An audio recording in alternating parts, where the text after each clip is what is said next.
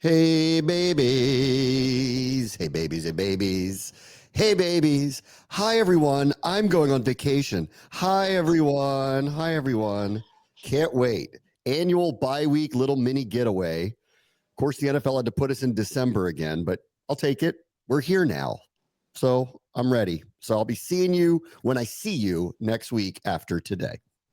This is the third year that you're doing this in a row. You should be used to this. Third year in a row, week 14.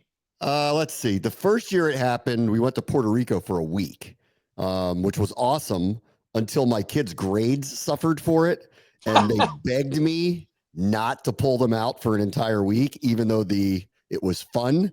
So I didn't do that last year. And I just went on a little Florida jaunt on my own because everybody was kind of like, hey, man, you're trying to kill us. And we know it's your bye week, but it's not ours. And so this year turned into mini getaway just with my wife. So that's what this year is. I would love to take the whole, because they have to put up is a strong word for it. They have to put up with I'm not available very much in football season, and then I'm available too much outside of football season. But it's a long stretch, and so I'm like, let's take a vacation, and they're like, we're gonna miss 5 tests and get D's, and then you're gonna be pissed. So, and happy medium. To be fair, I feel like I'm still a little bit close enough that I remember in school. This is the time where it's nitty gritty, and then you take your break for the holiday break. So I kind of understand it from their perspective too. Like, this is a bad time to go on a vacation before your other break. Okay, so let's get to the news. The news today. I'm going to go through, since we're heading into the bye week, it's the last show I'm going to do until we turn back around next week. I thought we would be instructive to kind of go through the teams that are in our way to a playoff spot, and I'll just kind of show you their schedules. And we'll do that because come this week, it'll settle a lot of who's really in the way for the final 4 games. But first things first, while Capitol Hill is all talking about a move by Joe Biden that was really interesting and beyond hypocritical. So no one's paying attention to this outside of our little area, but no one was paying attention to this outside of our little area anyway. Roger Goodell and Josh Harris did go to Capitol Hill. Was notable that Roger Goodell was at the game on Sunday, so probably should have seen this coming. It is December. This Congress is going to go in recess within a couple of weeks for the Christmas break into the new year. Then there will be a new Congress next year, i.e., if the Senate does not vote on the bill in whatever form it is, standalone or not, to let the RFK site go back into the hands of the D.C. City Council and Mayor's office to do what they wish with the land, then I don't know when it's going to happen. And the fact that Roger Goodell and Josh Harris were meeting with the senator yesterday suggests that it will get on the floor in some way. Hopefully, the democratically controlled Senate will then pass it. Hopefully, Joe Biden will give us some clemency and give us our land back. And then it's on. So we got a couple weeks here, guys, but at least sounds like, I don't know why Roger Goodell would go to Capitol Hill yesterday, other than the wheels are being greased to move in motion, but time is ticking here. So hopefully it'll happen this week. This is exactly what I predicted. I've said this from the get-go. If they wanted RFK and it was a possibility, Raj is going to step in and say, wherever you're from, what do we need to hand you from your local team? That's right. To get to the vote the right way here. This is where, people didn't want to hear it from me, but I'm like, the NFL is the most powerful entity in this country when it comes to sports. They'll get it done if they want it. Yes. And now it is clear cut. They clearly want it. They want to get it done. And Rodgers now has his hands in, ready to go. We knew this when Snyder was in the process of selling the team, when we heard about Raj calling Mayor Bowser, when there wasn't even a real owner to this team. They were in limbo, and he was out there trying to help out. What do I need to do to make sure we get this land at RFK?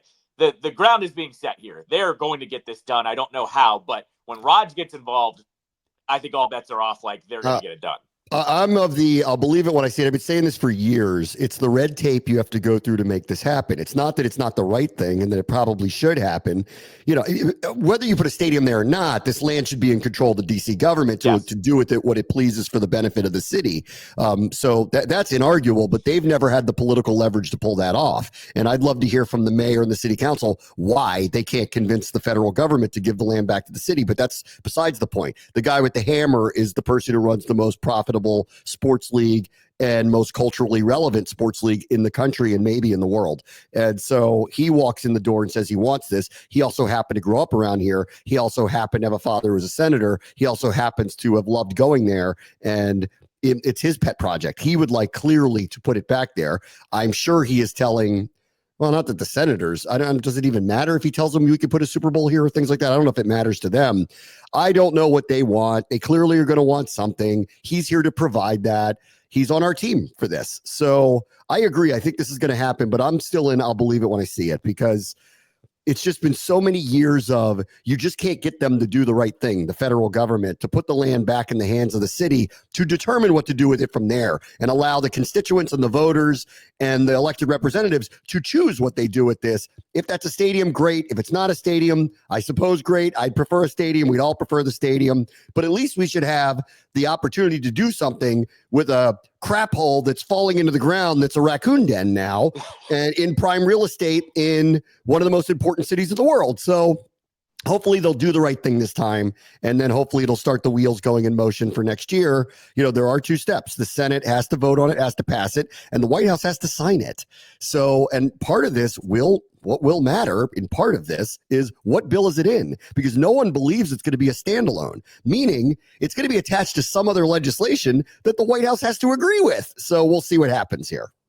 No, exactly right. And the one thing I will say is I think part of this project has become a little bit closer to Goodell. Like you said, he grew up here, went to RFK, had his father in politics. I think the other thing is the NFL probably is saying to themselves, we have a team in the nation's capital, but they're not literally in the nation's capital. Like, to them, that's an accomplishment if they get that done, because all of a sudden that looks really good. Like, this small city that is a literal square, almost square, we get a piece of that now. And now we get the visual of, like, all the monuments straight on with RFK. Like, there's a part of this too that the NFL wants to get this done because they also want to establish that, like, we are also as powerful as just about everything else in this city at this point. The imagery of the flyovers of RFK were amazing. And, considering that, that this sport loves to wrap itself in the flag and has had some problems with that in recent years for a variety of different reasons, this is good imagery. It's good marketing. So to put this stadium in that slot where you've got the monuments around it is perfect. And it's historic. And, you get to say RFK and all this stuff.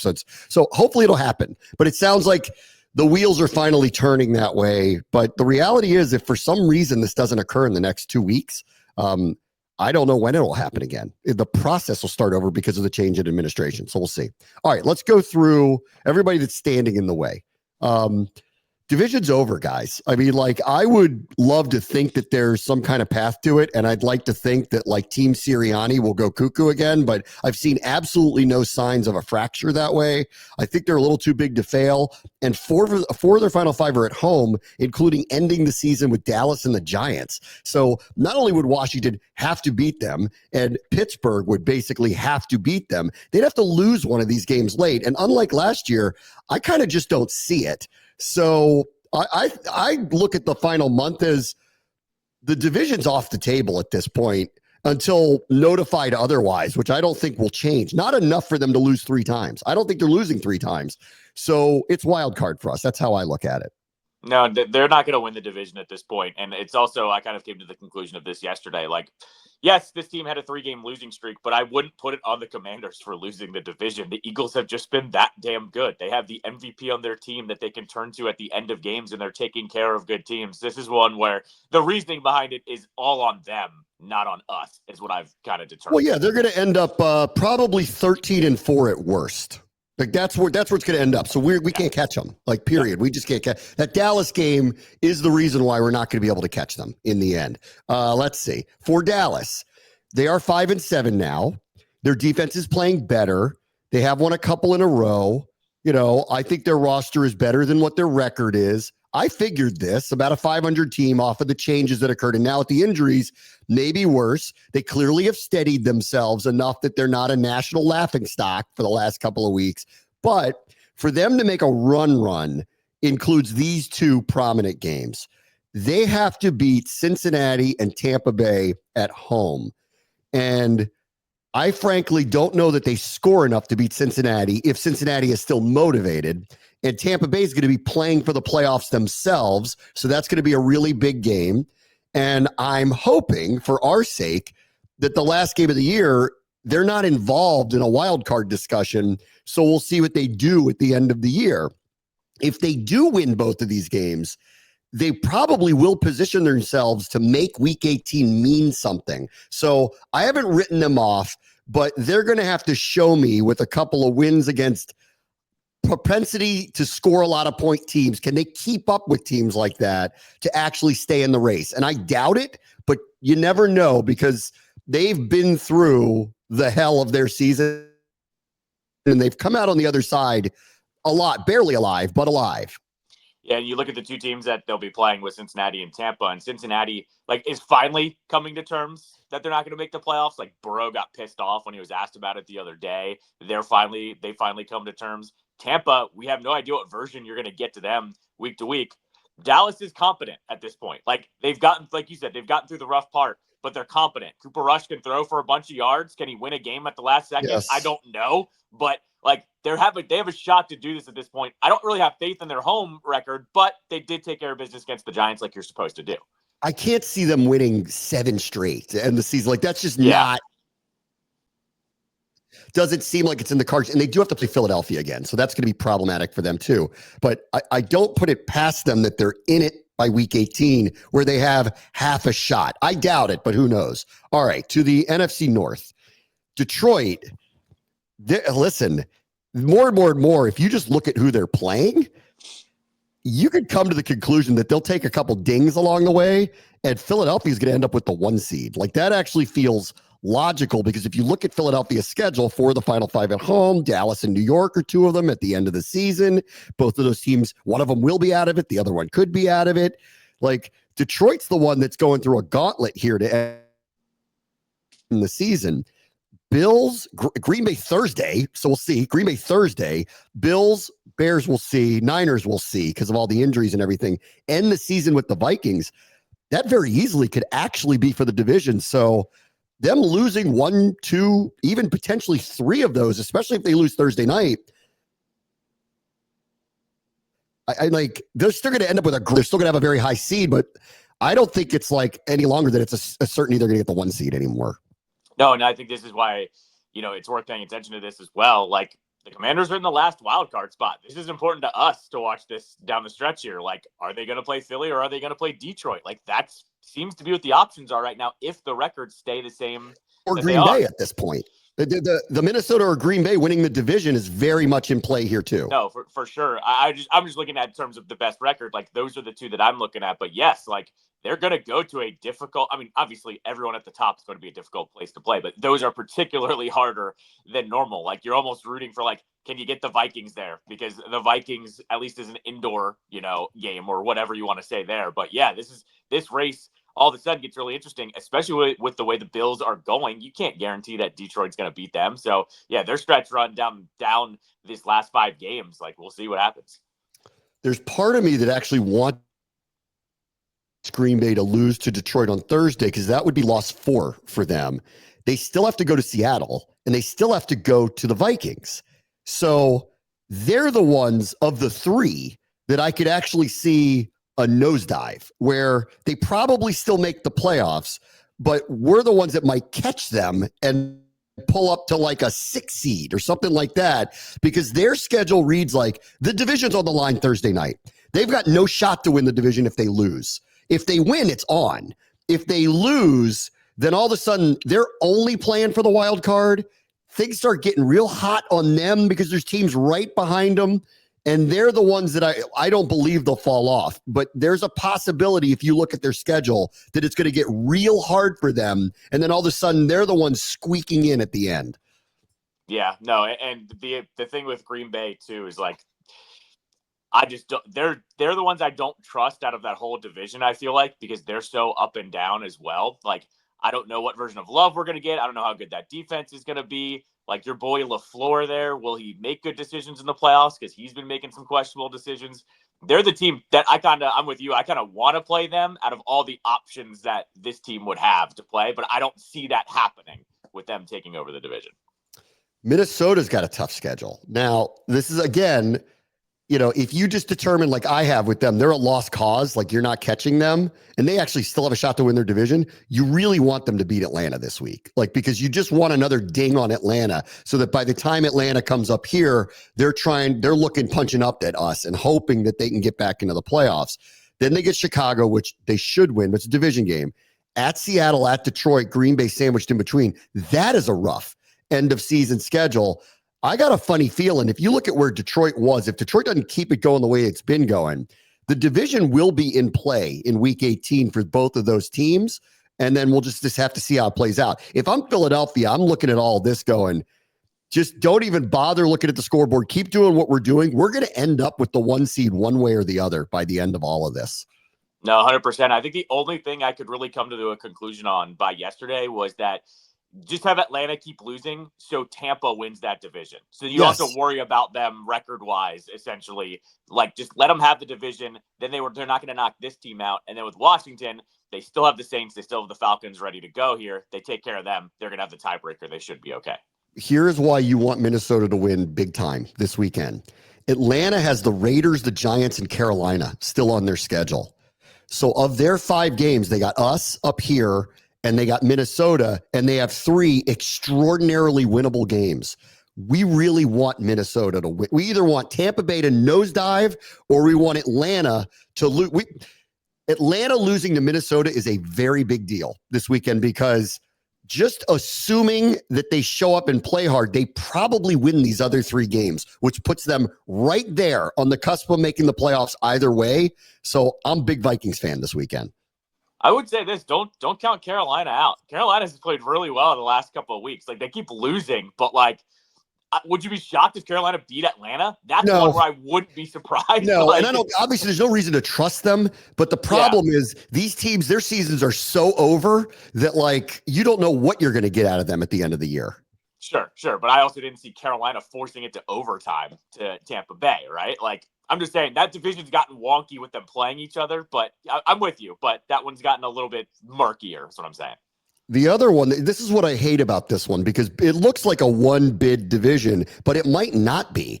The only over 500 team that Tampa Bay has left on their schedule is the Chargers, who did us a favor by beating Atlanta. I would love for them to beat Tampa when they get them. But if you go look at them and Atlanta's schedule, especially if Atlanta pulls off this one this weekend, both of those teams potentially are going to be right there at the end. And that's a bad scenario for us. It means we can't really afford to lose definitively 1 and definitely not more than 2. We go 2-2. I think we should be there. But the schedule reads like both of those teams could get on mini runs based on their schedule, and that's a bad scenario for us. No, I think through all this, like 3-1 is pretty much a must. Like, I don't think there's 3-1's a lock. We'll get in. Yes, correct. 2-2, it's going to be a lot of weird things. Yeah, it's going to be a lot of weird things. Because already, like, look at how things are shaking out, and everybody's playing each other. 3-1 gets you in. 2-2, they're going to need some help somewhere. So in the NFC West, they're all playing each other. So that's a good thing, because they're all like around 500. So they're going to knock each other out, which is good, right? But could there be 2 of them that end up with good records? Yeah, it'll depend how the whole thing kind of shakes out. The Seahawks, who currently lead the division, get the Cardinals, the Packers, the Vikings, and the Rams. That's hard. Okay, for a team that's definitely a coin flip every single week, that's really hard. So I can't envision them going on some crazy run with that schedule ahead of them, but maybe they're the ones, because the 49ers don't look like they're going to bounce back. So maybe they're the ones, but that schedule, that's promising to me too, that in the end, they're going to take at least a couple of dings along the way here. Yeah, the Seahawks-Cardinals game is coin flip versus coin flip. I don't know what version of both those teams we're going to get. It could be 12-9 or 34-31. I don't know which version we're going to get. But yeah, you're right. Like those first 3, good luck with that. And then if the Rams are somehow still in it, good luck with that one too. I don't see Seattle winning this division, but I don't know. Crazier things have happened, like them being in first this late in the year. Arizona does play Seattle this week, but then they get the Pats and the Panthers. So again, we're going to be rooting hard for Carolina down the stretch here to pull off upsets, which they've almost pulled off the last couple of weeks, but they got to keep doing it because that reads like, guess what? They're going to win a couple games in a row. And if they beat Seattle this week, they're going to be hard charging towards winning that division with a couple weeks left in the season.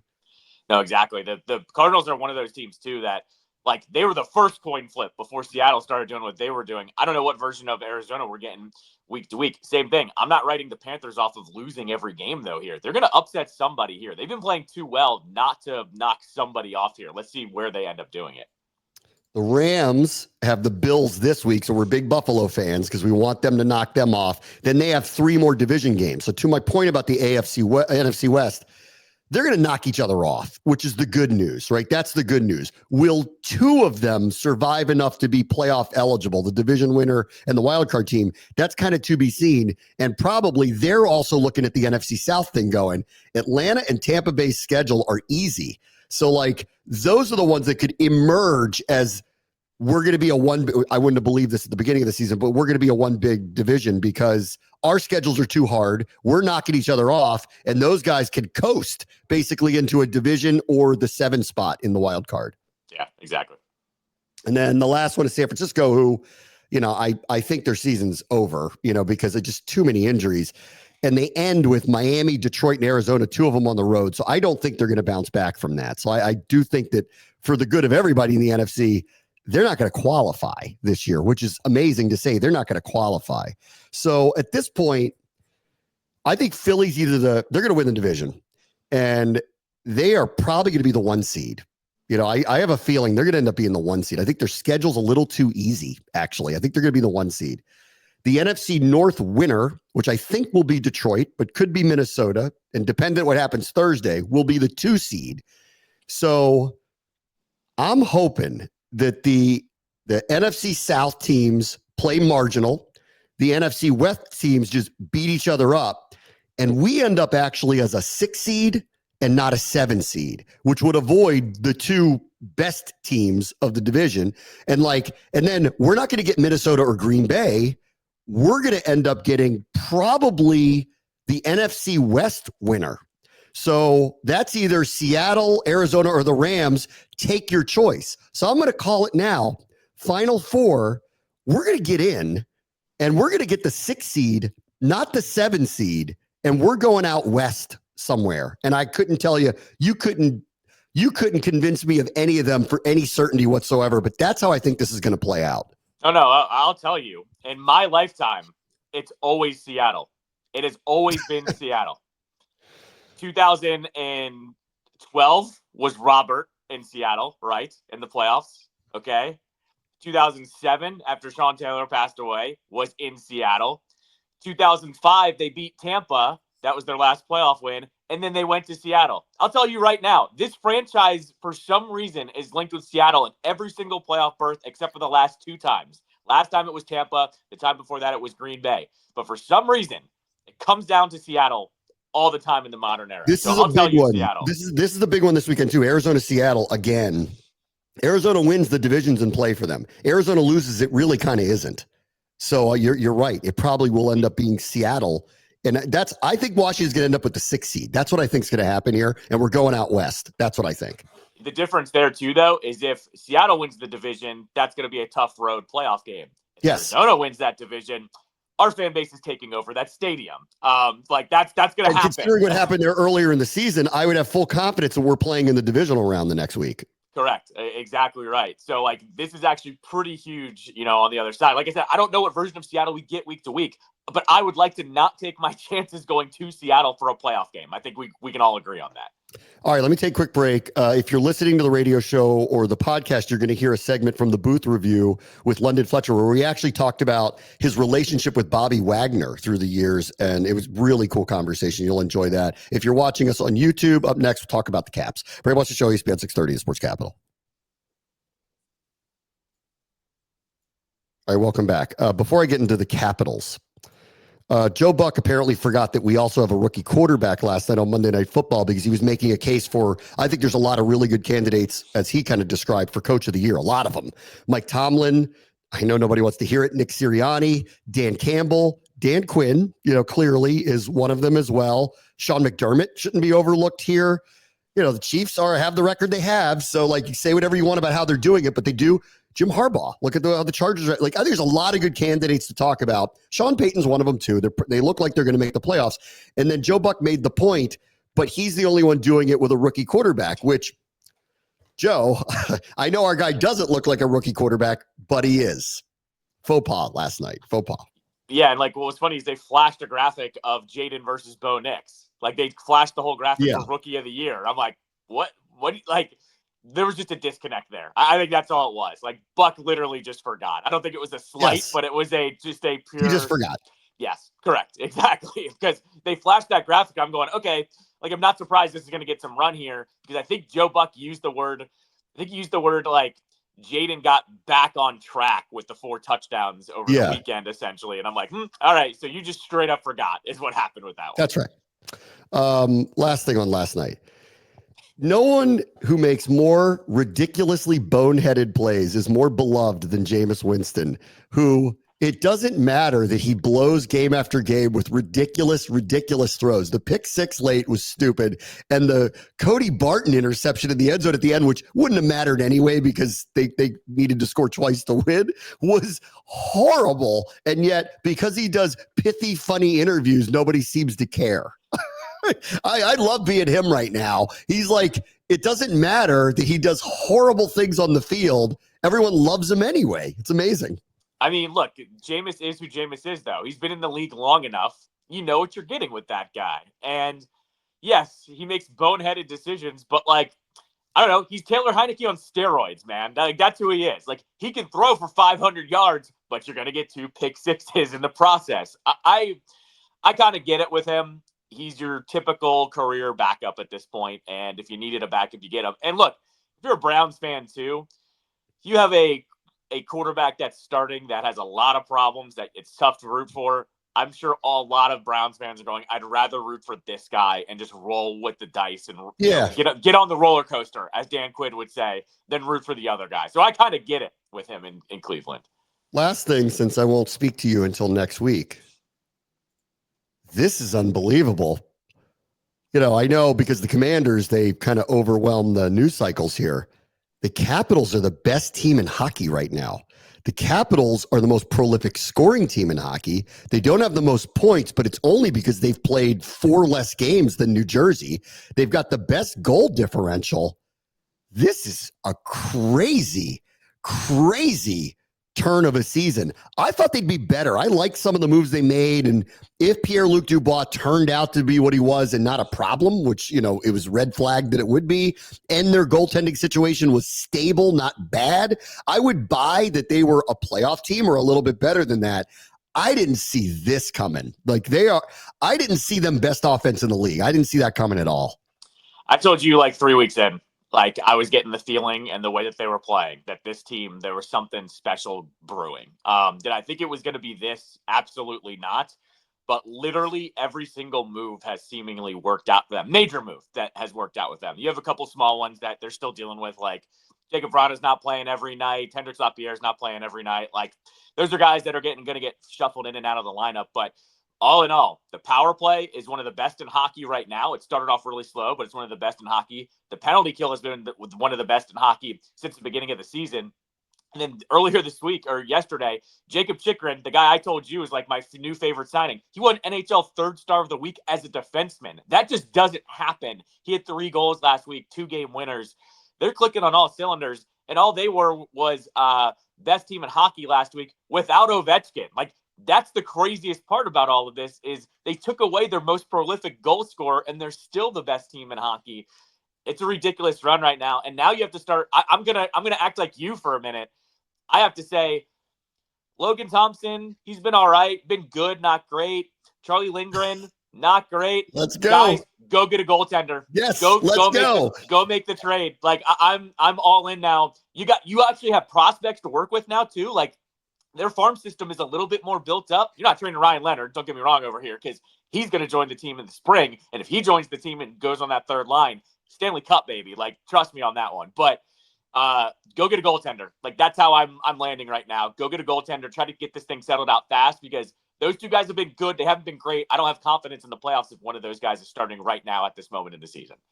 The Penguins have the worst goal differential in the NHL. That's funny. I just wanted to say that. That's actually really funny. But back to our team here. I didn't get to talk to you about this. I watched the Tampa Bay game last week. That was one of the best regular season hockey games I've ever seen. It included Lindgren doing an own goal, and they came back they kept coming back. It was one of the best games I've seen all season. I didn't watch the Black Friday game, but they came back from 2 down against the Islanders. Like, you can't kill these guys this year. So I know, listen, it's early December, and the hockey seasons get real long. They go up and down. They have waves, but what an incredible start that they've had. So it's been really awesome. You know how this works too in sports. Like, you know how close I am with the team. I heard right away how much these guys were gelling together. Like, right away. Oh, it's like the Commanders. Camp. Yeah. It's power of friendship. Power of friendship is getting brotherhood. It's getting them over the hump right now. And like, apparently, and like, one of the storylines that's emerged, and I've told you this, and you've watched enough of the games too, where I've said, Pierre-Luc Dubois doesn't get the stats, but like, he plays really, really well. That's also like known within the room of like, he's a great guy, and they don't care what his stats look like. They just want him to keep playing the way he is. When those types of things are being said and heard about, it tells you how good the chemistry is with this team. So I told you 3 weeks in. I told you 3 weeks in that I felt really special about this team. Chychrun's one of the best signings they've made in years, and they've unlocked McMichael. I've been waiting 2 years for that. They've unlocked him too. So it's awesome. And then hopefully Ovi will be back sooner rather than later. I do love the mafia boss Ovi in a suit, like smiling, devilishly smiling when they win these games. It's an amazing look on him. So that did get lost in the shuffle yesterday with the Commanders. Ovi was skating at MedStar like 2 hours before practice. It wasn't anything crazy, but he was on skates. So Russian machine never breaks, apparently, that he could be back soon. All right, everybody. Have a great rest of the week. I will talk to you on Monday. Brad Watch the Show, ESPN 630, Sports Capital.